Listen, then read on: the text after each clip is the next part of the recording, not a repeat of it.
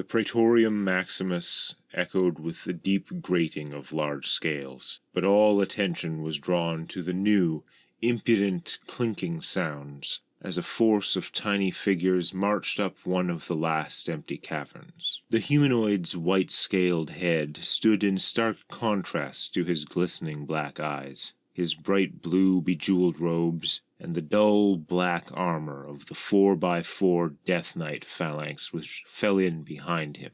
Those undead Dragonborn standing guard perfectly still. Their white-snouted leader seemed unfazed by the ring of 5 titanic true dragons staring at him from the other immense caverns which faced the center of the hall. One other tunnel was empty, while the last contained another small party of Dragonborn, those all green-scaled like their master, and none of them undead. Am I to understand that Lady Paragos dares to send mere servants in her place? Boomed Tsuchal the White, whose scales and graceful head shape closely matched those of the little biped, but whose own onyx eye was larger in diameter than the Dragonborn was tall.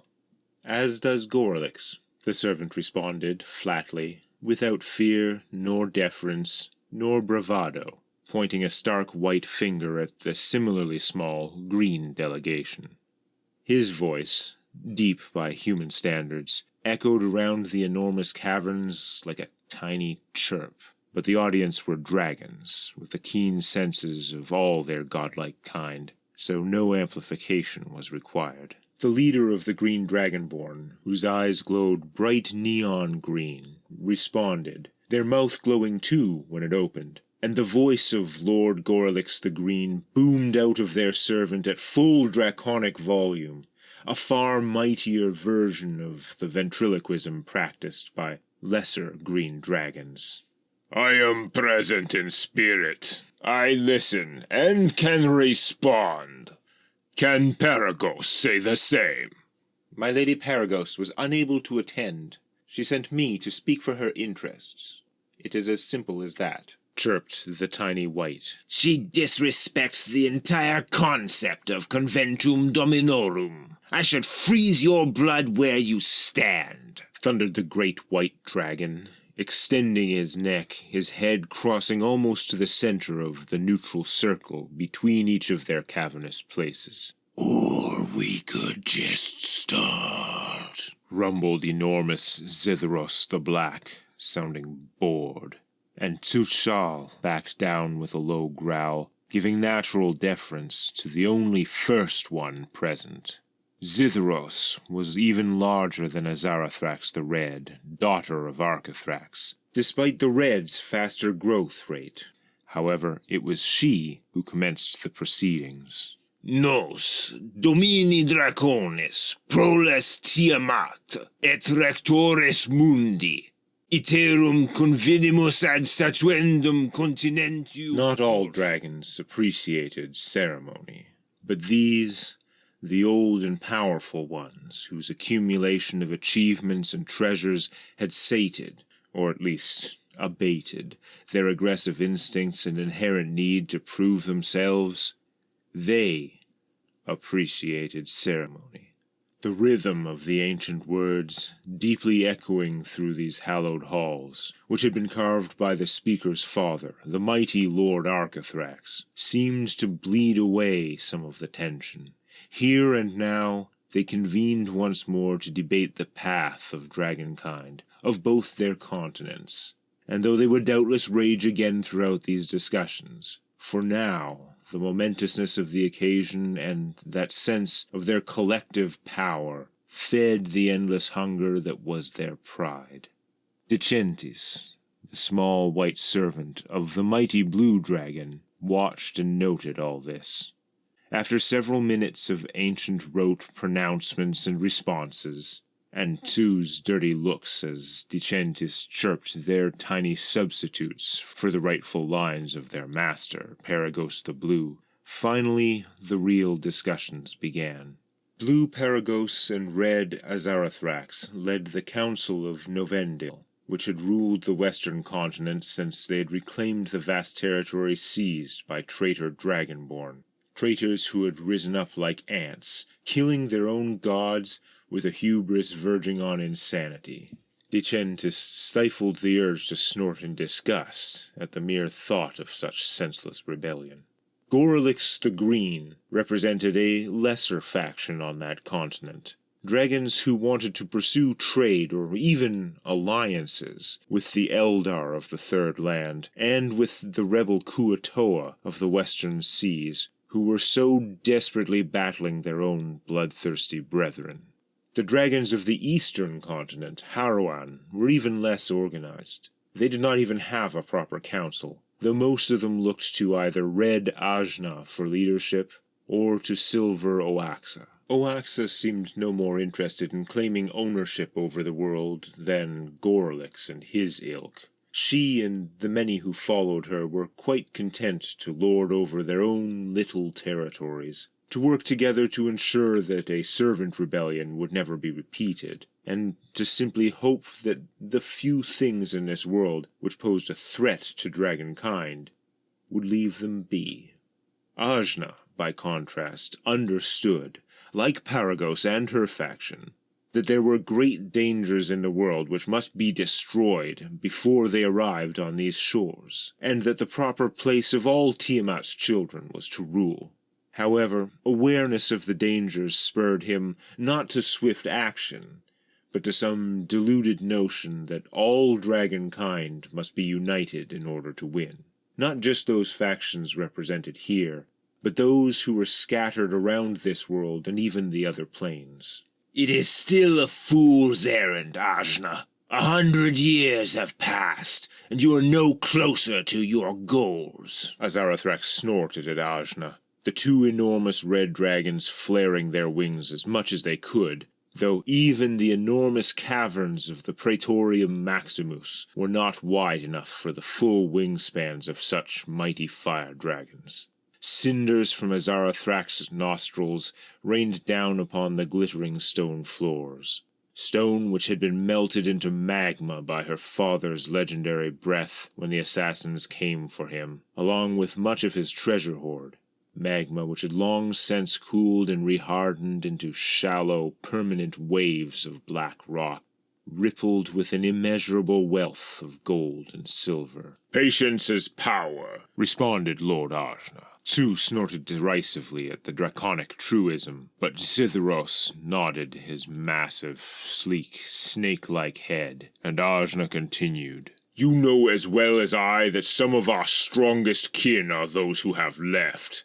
The Sky Dragons, the Deep One, Lord Hazkrakor." Hazkrakor serves. They're not even master of their own domain, objected Sushal the White, whose frozen kingdom straddled the two sides, both geographically and metaphorically. But Ajna was undaunted. "Yes, they do serve another, and doing so has allowed them to wield Eclipse, the Ebon Blade.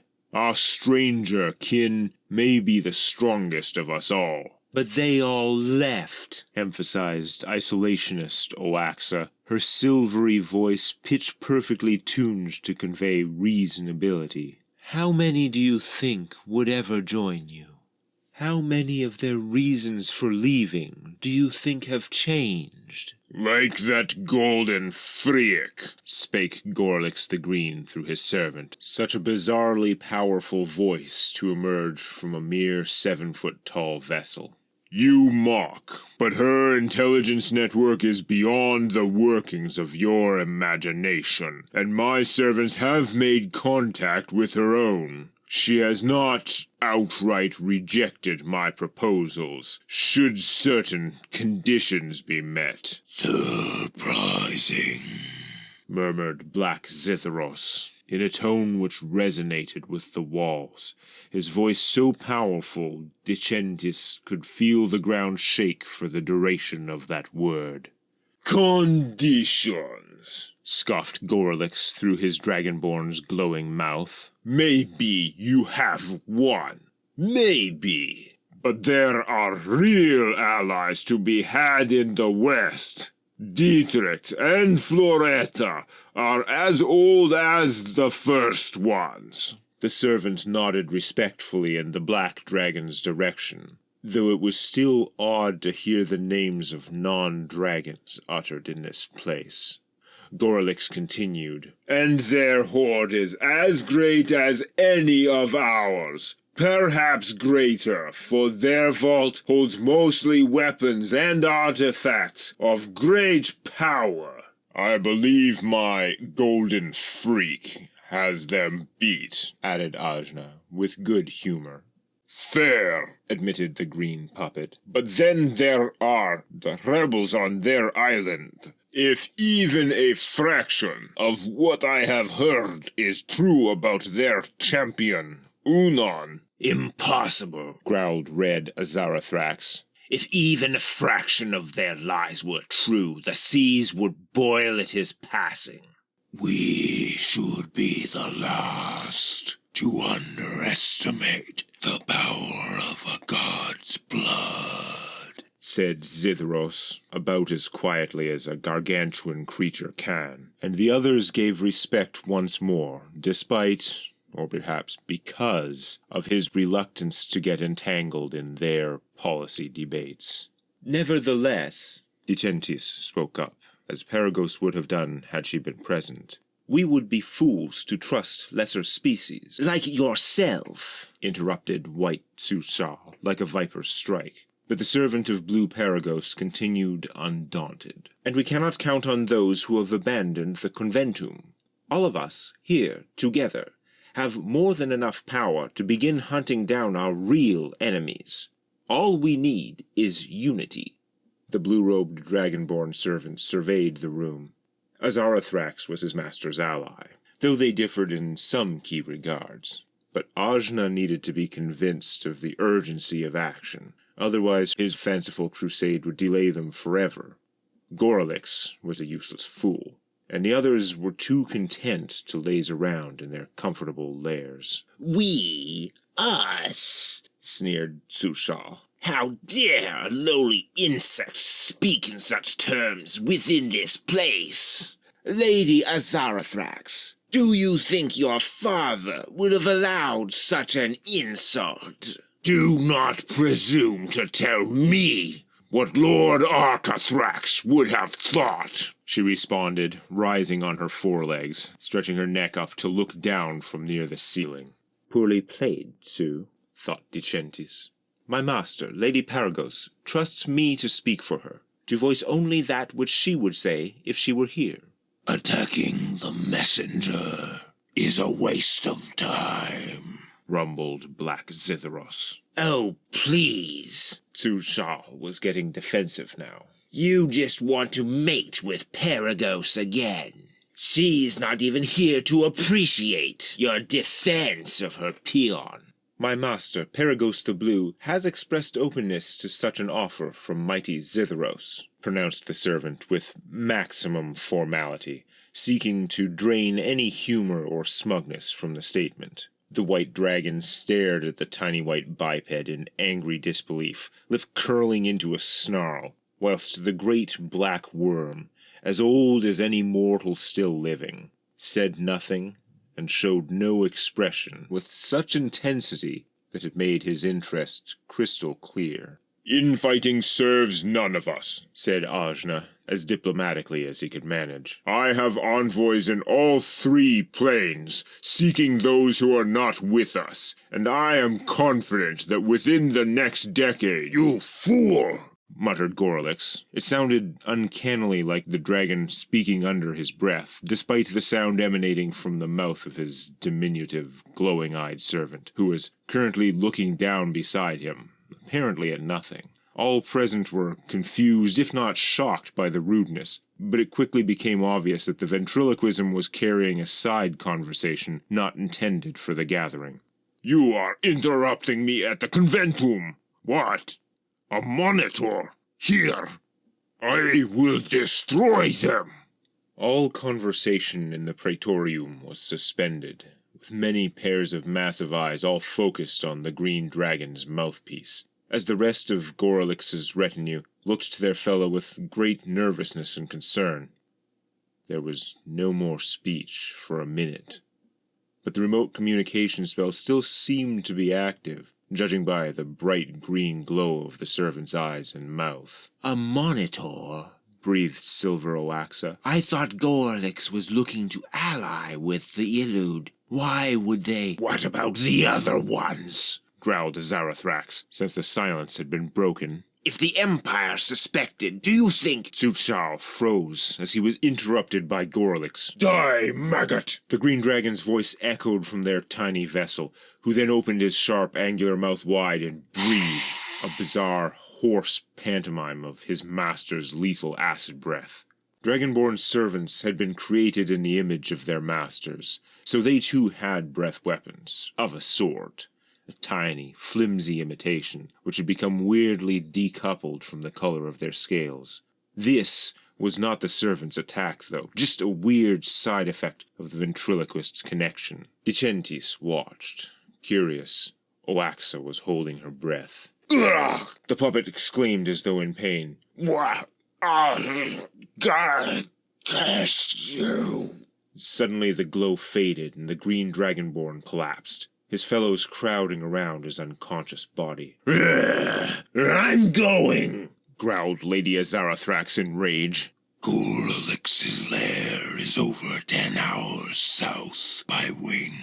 Zetheros dredged up from his centuries of soaring over the continents over 1,000 years ago. But Azarathrax had already snaked her neck around behind her, calling down the tunnel. Orb! And she began clawing at the ground beneath her. Novendil is too far from Diluvian territory for a monitor to strike, Dicentis reasoned aloud. It makes no sense to— Monitors don't care about borders, snapped back Tsuchal, though he sounded far from certain. But I can't believe those disgusting fish would dare. Azarathrax had been scratching arcane circles into the cave floor. In fact, scratch was almost a demeaning term, her claw carving the sigils in 6-inch wide grooves, more than 2 feet deep through the black, gold-striped igneous stone. Remember what happened to Gargavron of Brass 2 centuries ago, intoned the ancient black dragon. The Gua are tiny. Each one has a mere fraction of the divine blood we bear. But their god still lives. With that grim pronouncement, a pair of Azarathrax's servants arrived from the cavern behind her, unwrapping a fine cloth to reveal an 8-inch insectoid eye, which gleamed with an eerie light. They backed off, practically fled, as their master plucked the eye off the cloth, placing it in the center of the deeply carved rune, and began chanting words of power. If Goralix is truly dead, if this monitor killed him so quickly, it must be a death fin, warned her fellow Red, Ajna. You would already be too late to rescue, and you don't even know. But though Azarathrax did not interrupt her chanting, her glance was such that it shut Lord Ajna right up. The others, too, held their tongues, but Dicentis bowed. Good luck, Lady of the Red, and an instant later, the daughter of Arcathrax disappeared.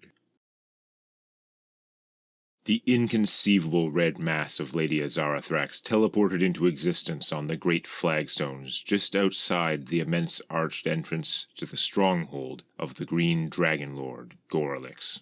The hill containing his cavernous complex was surrounded by glorious tall forests, yet the nearest of the trees were sickly, and the whole area smelled of stinging chlorine. The dry tree trunks quaked at the red dragon's footsteps. There was no sign of life around the entrance, not a single servant in sight. But even past the chemical scent, the red dragon's keen nose picked out the blood-iron scent of dead dragonborn. She strode in, ready for attack from any direction, observing the many corpses within. Nearly all of Goralix's servants were green, matching his own scale color, and while a few here were cut in half, most appeared to have been crushed to death, not flattened as by a worm, but their chests or heads bashed in by great strength channeled through an impact the size of a humanoid's hand. The smell of acid, fresh, concentrated acid now, not just the lingering tinge that harassed the nearest trees outside, grew viciously strong as, several chambers in, Azarathrax came upon the motionless body of Goralix. One of his great emerald eyes had been hollowed out, and the room had been splashed as though by waves of blood. The broad, jagged, still wet trails were emitting odd steam as blood mixed with the acidic residue of his last breath weapon attack, and the trails led back to that hole in the green dragon's face. Azarathrax, however, was fixated on a presence standing behind the enormous, sinuous corpse, a motionless 5-foot figure that she smelled before she saw, whose position she subconsciously sensed, not from any sound of its own, but by the reflected echoes of the dragon's own footsteps on the cavern walls. "Come forth and die, little fish," she snarled, preparing herself for a savage battle, remembering her father's account of battling that one deadly Finlord Monitor. The fishman strode casually around an awkwardly splayed, green-scaled forelimb, with bulbous eyes protruding from a black, full-face cloth mask, matching its loose martial arts robes. The Kuatoa croaked in introduction. "I am Deathfin." As they spoke, their form, body and clothes, began to ripple, as though being washed over by waves of blue bubbles or scales, and their voice softened as they shape-shifted into a blue-skinned elven or human woman with sharp, straight, swept-back horns in a shimmering, long-tailed dress, smiling. "Deathfin Paragos." Azarathrax thought she had been prepared for anything. Insane strength, mystical attacks, bare-handed vorpal strikes. But now she recoiled in moral horror. Paragos? What have you done? Lady Paragos the Blue, in human form, or her interpretation thereof, narrowed her grin to one of grim amusement. Her draconic scent no longer disguised. She shook off some of the blood on her hand, which had remained through her transformation, then stooped down to pull something from one of Goralix's claws. Improved the quality of discourse. She stood back up, the large silver hoop in her hand clearly a magical ring, as it was already shrinking to a fraction of its size, a size that would fit her long-nailed but otherwise smooth and human-like fingers, though she did not put it on. And I think I found an upgrade for my servant. "We are trying to unite our kin. You can't just kill them in the middle of Conventum Dominorum." Azarathrax had never actually liked Goralix, but her friend and co-leader had clearly gone too far. Insanely far. Goralix was killed "By a monitor." She mimicked that other form's burbling croak for the last 3 words. His ridiculous obsession with bipedal allies got him killed. They could never truly side with us, and it's a waste of time to try because we are meant to conquer them too. All of them. I know you agree. "And who are you going to kill next? Lord Ajna? Zushar is a bit of a prick. Are you going to murder him too?" Dragons have fought and killed each other since the beginning, but I don't take such drastic steps unless it is strategically necessary. Zu can bitch all he wants. I'm sure he'll fall in line when things get started. And I don't even disagree with Ajna. Not really. I would love to bring back some of our missing kin. If he succeeds in finding the Deep One, or convincing Hazkrakor to drop their ridiculous charade, so much the better. But we need to convince him of the urgency. We can't wait another couple centuries. There are other powers building, and we need to move before they do. Before they are ready. Azarathrax shook her gargantuan head, staring at the horrible void in the green dragon's eye socket as she tried to process her friend's cold logic. "God damn it, Para." Don't worry about it, Azzy. You did your best, but arrived too late to save him. The Deathfin who slew Goralix was gone. Convince them to extend the Conventum another 2 days to deal with the implications of this outrage. I will find time to attend the third day once I receive this terrible news. There are only so many of us, only so many ancient ones, and we need everyone if we are going to conquer the worlds. The other species may look weak, but Goralix was not wrong about the strength that some of them are hiding. If they weren't strong, you and I would have left all the others behind. We'd be picking out mountains in the Third Land right now. I know what I'm doing. Lady Paragos grinned in a way that was doubtless intended to be reassuring, with a mouthful of interlocking triangular teeth that would have fit her Kuatoa form much more accurately than her human one. No more killing, and goddamn warn me about your schemes, Azarathrax admonished, jabbing a claw much larger than her blue friend's entire current size, dangerously close to Paragos, who didn't even blink. You'll have plenty of time to think on the flight back. You'll see that I'm right. I'll replace the Eldritch Eye you spent to get here. That was a nice touch on your part. A nice touch, Azarathrax grumbled, turning to head out, suddenly anxious to get away from her longtime friend, to be alone, high up in the winds, to think. By the way, the red dragon turned back again, looking over her shoulder, as Paragos leaned forward expectantly, her eyes just a little bigger than seemed natural for her human-sized face. Did Zitharos look interested?